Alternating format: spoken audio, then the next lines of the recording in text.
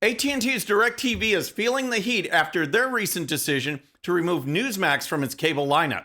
White House Press Secretary Jean-Pierre brought in reinforcements to help answer questions. Plus, a Pfizer executive makes a stunning claim about COVID research. All that and more. I'm Bobby Eberle. This is a 13-minute news hour. And God bless the United States of America.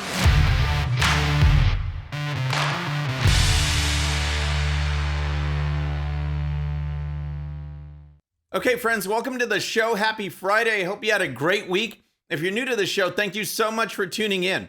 We're going to start with AT&T's DirecTV and the blatant censorship that's occurring in America by the leftist-controlled media and big tech. In particular, I want to give you some details on DirecTV's recent action of removing Newsmax from its cable channel lineup.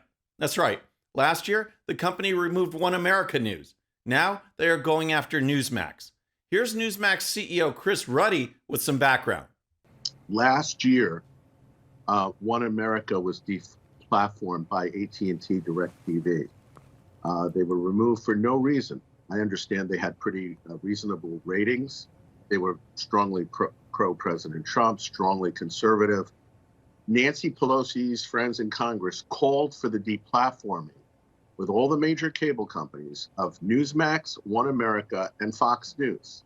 Yep, the Democrats speak and left-wing companies take action.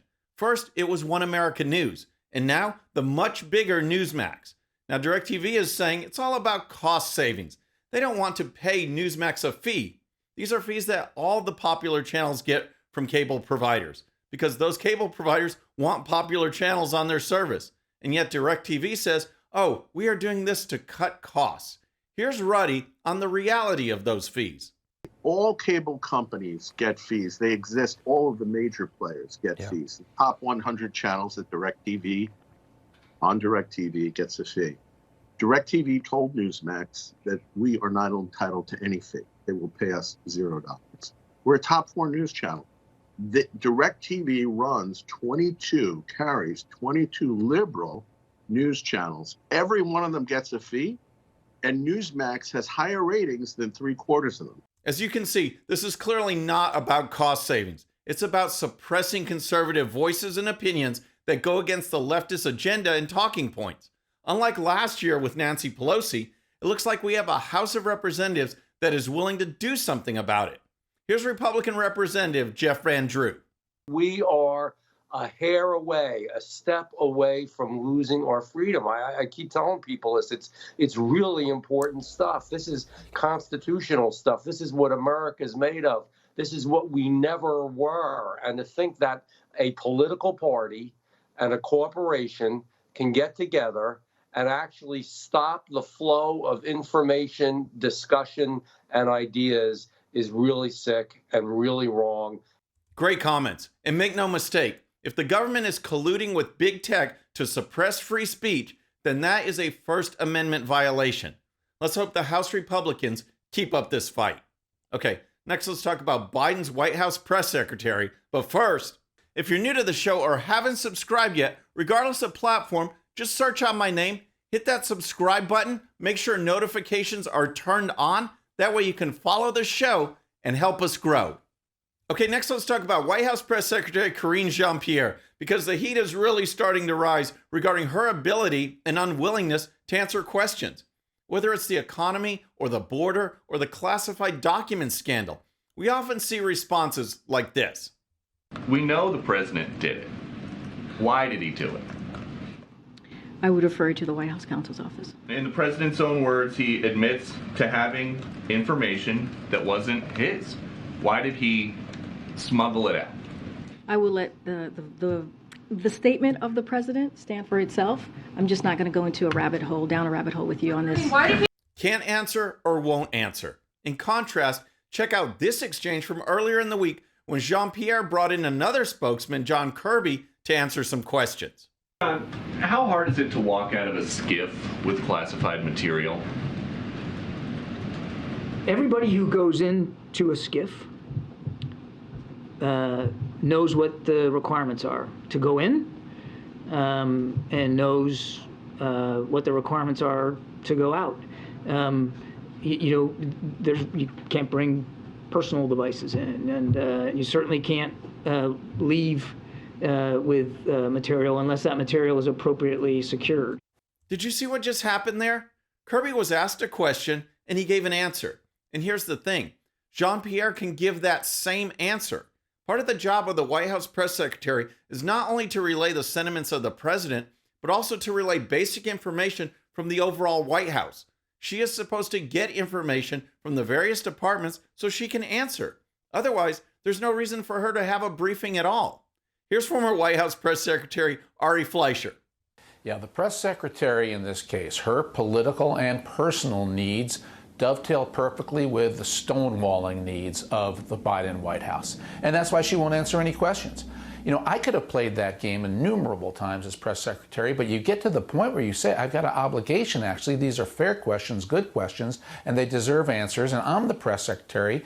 It's my burden to answer them. Fleischer was a pro's pro, and he is exactly right.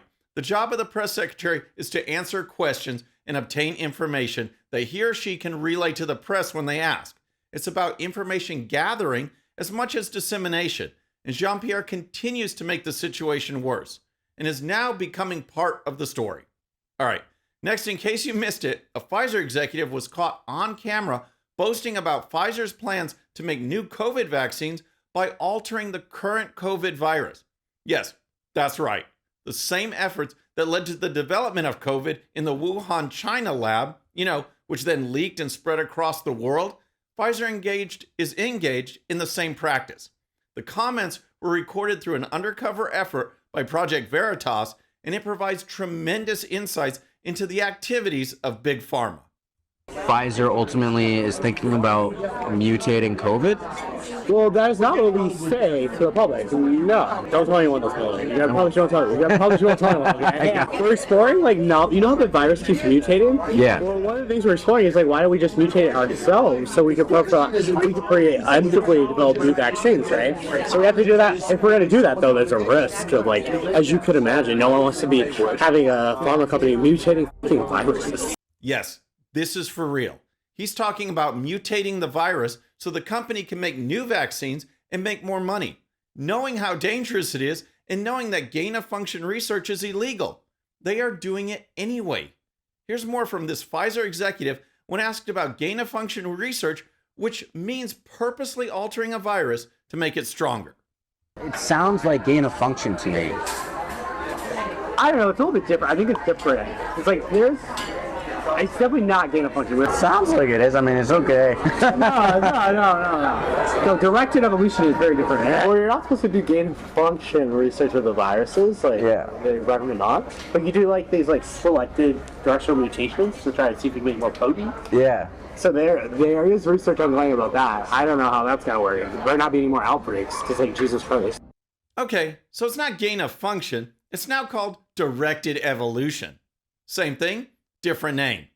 This is what is going on, and the entire country needs to be aware. By the way, at the end of this encounter, James O'Keefe from Project Veritas confronted the Pfizer exec Jordan Walker, and a complete meltdown occurred. During the exchange, not only did Walker call the police and say that he was feeling unsafe, but he also said it was because there were 5 white people there. He also said he just completely made up all the stuff that he was saying while he was being recorded. Was he? Who knows? But with the billions of dollars on the line and millions of potential lives at risk, this clearly warrants coverage by every media outlet. And so far, 95% are completely silent. Okay, next let's talk about reaction to former President Trump being reinstated on Facebook and Instagram. The announcement this week comes after Trump was previously reinstated by Twitter, although he hasn't posted on that platform yet. Now he's back on Mark Zuckerberg's platforms, and the left is not happy. In fact, some think this is the end of the world as we know it. Check out these comments on MSNBC from New York Times contributor Mara Gay in response to a statement that part of this action was done to appease conservatives. As though you can satisfy that part of the country or the electorate. I think that's a fool's errand as well. But John has made a good point, too, here, which is that you don't want to, whether you're a company or an institution, you don't want to hand over the keys to democracy, to have someone destroy that democracy. Destroy that democracy. The left actually claims that someone's words can destroy democracy. That's because they know that no one will buy what they are selling unless there is no alternative. So the quest of all quests is to silence the opposition. Here's more.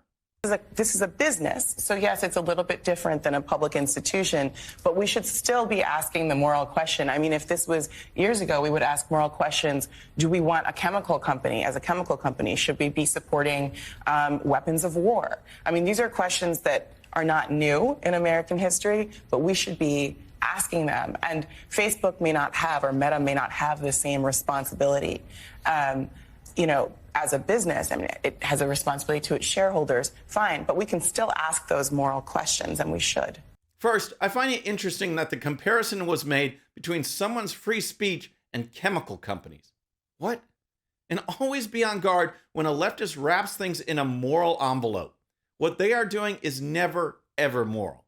Okay, so we've had DirecTV going after Newsmax, Karine Jean-Pierre, and the Leftwing meltdown over Trump. We need to ask them, do you have a relaxed brain? I got what you call, a relaxed brain. Okay, let's start our Relaxed Brain Friday with Joe Biden because he did it again. This time, while joking about being stupid, he then botched the name of his special congressional guest. When I was seeking the nomination, I said, "Take a seat, everybody," and there wasn't a single chair in the place. I said, that Biden really is stupid. He doesn't know it. Where's Doug? Congressman. In this case, Doug is really Representative Don Beyer, a Democrat from Virginia. But Biden wasn't done with just that one reference. He kept it going. He's around here somewhere. Oh, there you are. Doug, thanks for the passport into town. Doug and I have something in common. Oh my gosh. And friends, that was just one of a series of mumblings and bumblings this week. It's clear that things are getting worse. And how about these headlines from the Babylon Bee? George Santos signs lucrative endorsement deal with Whoppers. What can you even say? And then, in breaking medical news, Pfizer pleased to announce their new vaccine 90% effective against new virus they created. Just classic.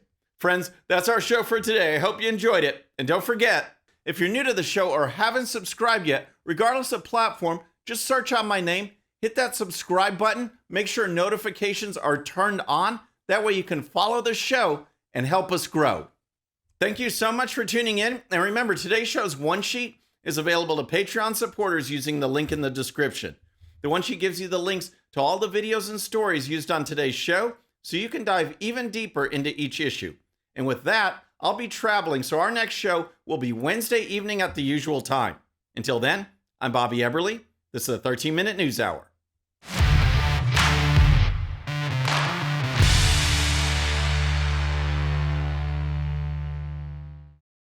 All right, friends, thanks again for tuning in. I really appreciate it. And before you go, please hit that subscribe button above. Once you do, tell your friends, share it, spread the word about the 13-Minute News Hour so we can keep growing. And for more great content, check out these videos right here, and I'll see you next time.